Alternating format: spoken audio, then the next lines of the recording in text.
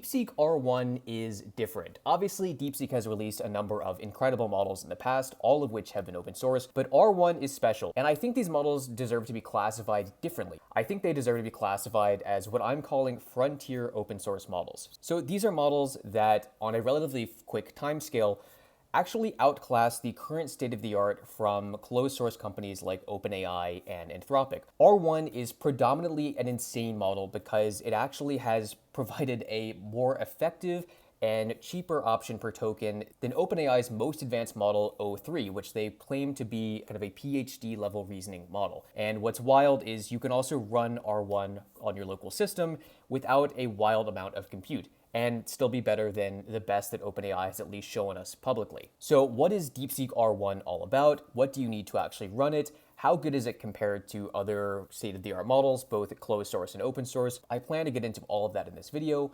Welcome to AI Flux. Let's get into it. So first off, I'm really glad to be back in 2025. If you like my videos, please subscribe and like. It helps out a ton.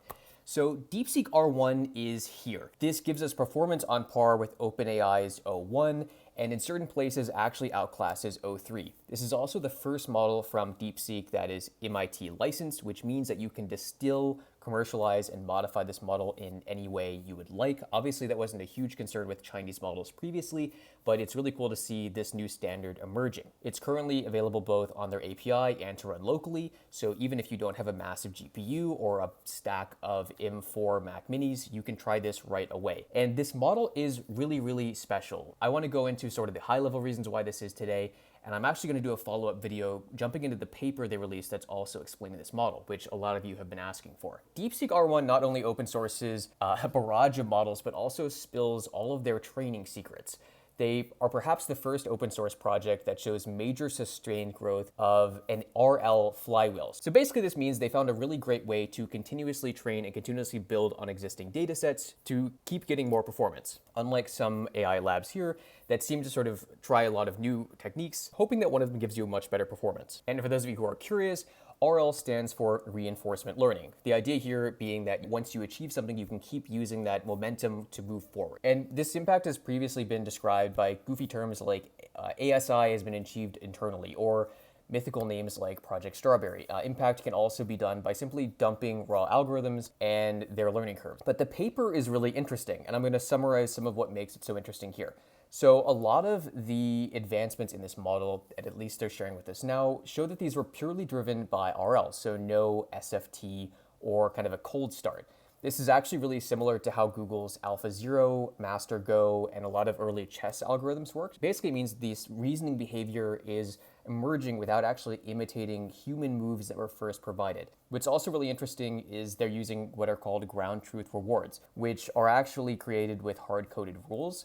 And this helps avoid any learned reward models that reinforcement learning can easily hack against. So basically not letting the model cheat while you're training it and thus wasting a lot of compute in the process. Thinking time of the model also steadily increases as training proceeds, and making models like this that quote unquote think deeply has been done really differently in a bunch of different ways, and the results have been mixed. Obviously O1 and O3 are pretty impressive, but they still fall short in certain areas. And in theory, something like this can make that less of a limitation when it comes to training them. Emergence of self-reflection and exploration behaviors is one thing that I think, just playing around with this model a bit, makes it so different.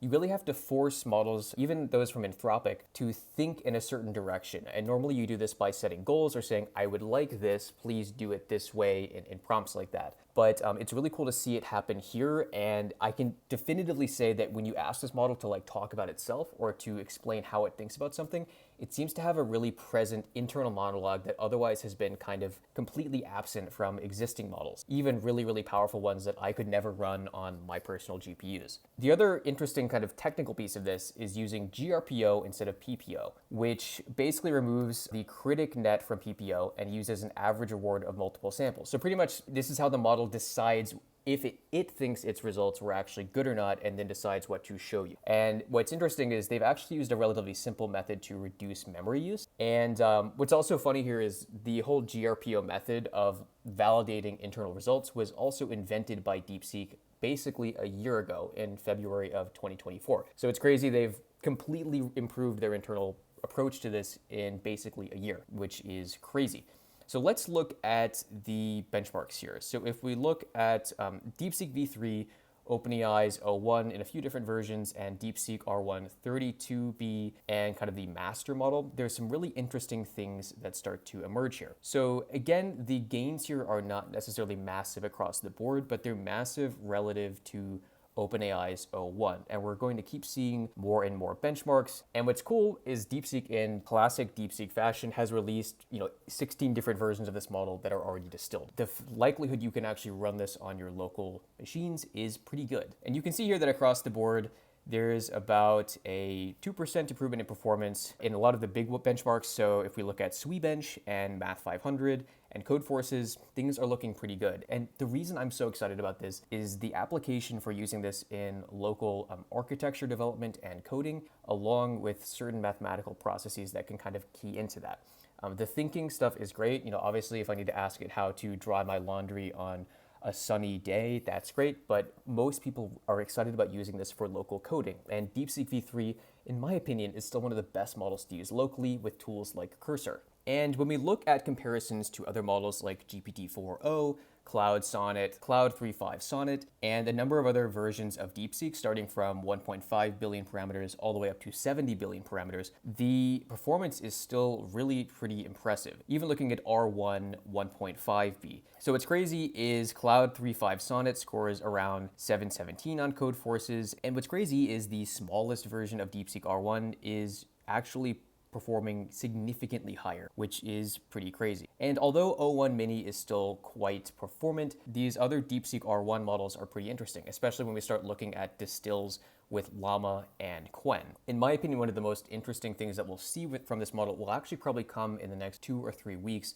when people start to really understand how to distill and fine-tune these.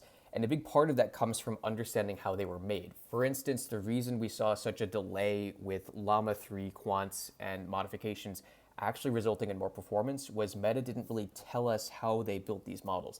They gave us rough overviews, they gave us rough bits and pieces of information as to how they got there, but not necessarily how it was done in practice. And with these models, understanding how the weights are actually derived is really important. And it's why, eventually sometimes someone will fine tune it a certain way that will give you lots of performance, and in other ways you'll see increases in performance that are barely within margin of error, which is great sometimes, but also sometimes just not that impressive. And before we hop into actually using this, what's really interesting is when you look at a scale of performance to cost per task. And this is going to be something that will be more and more important as we go into 2025 and look at using these models in agents. Already we know that from the start, this is cheaper to use than any OpenAI model, even if you're paying to use the DeepSeek API. And what's really, really cool here is, as you can see, the cost per task of DeepSeek is really, really impressive. Definitely check out the EXO team. They're already running this on their amazing platform that lets you run across multiple machines, whether it's Apple devices or NVIDIA GPUs. They like doing it on Apple devices, which I think is pretty cool. I'm still waiting to get NVIDIA Digit before I would consider buying a stack of Macs, but their work is really, really cool, and I'll link them below. So I want to try a few things here. So first, I want to ask, how would you go about building a TypeScript site to let me know where is best to watch Starship launch from?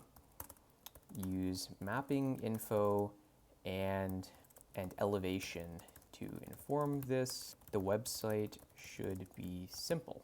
For now, just give me architecture, not code. So we'll do code next, but I want to see what we get here. And this is using DeepThink. So this is using their latest model. And what I do think is cool is they have a new way of illustrating what the model is actually doing.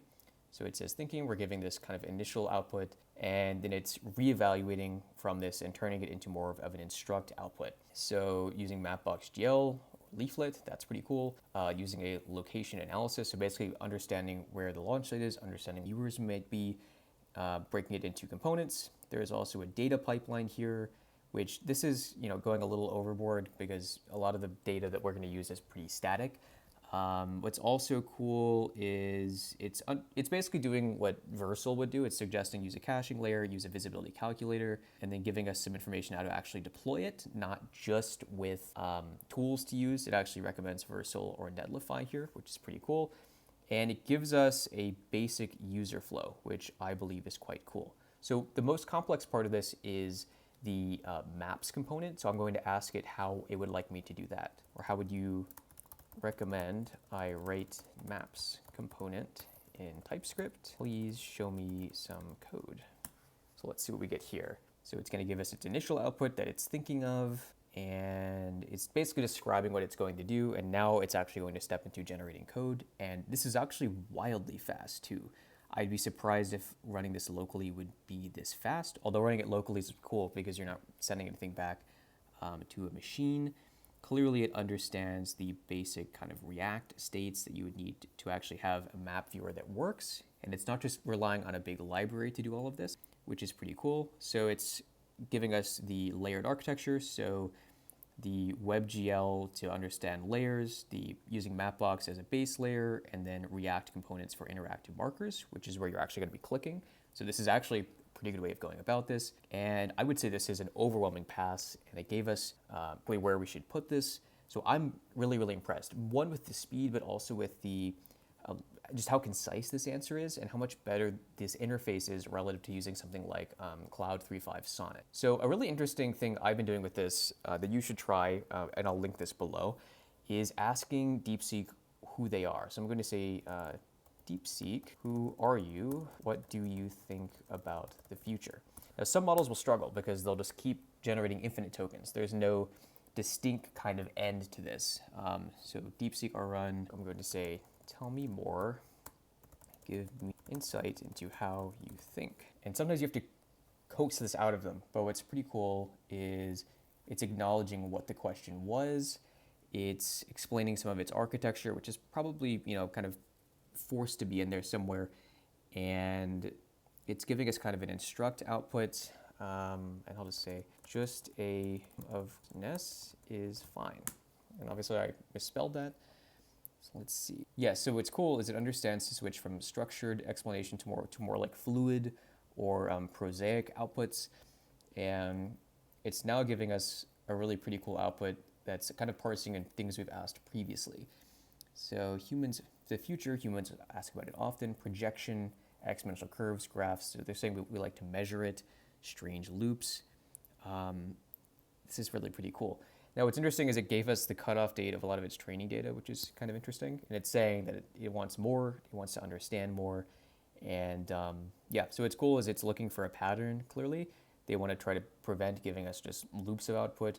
So this is a funny way for an AI to kind of sign off saying next token silent. Now, hopefully it doesn't happen when we have AGI, but I think ASI will be pretty cool.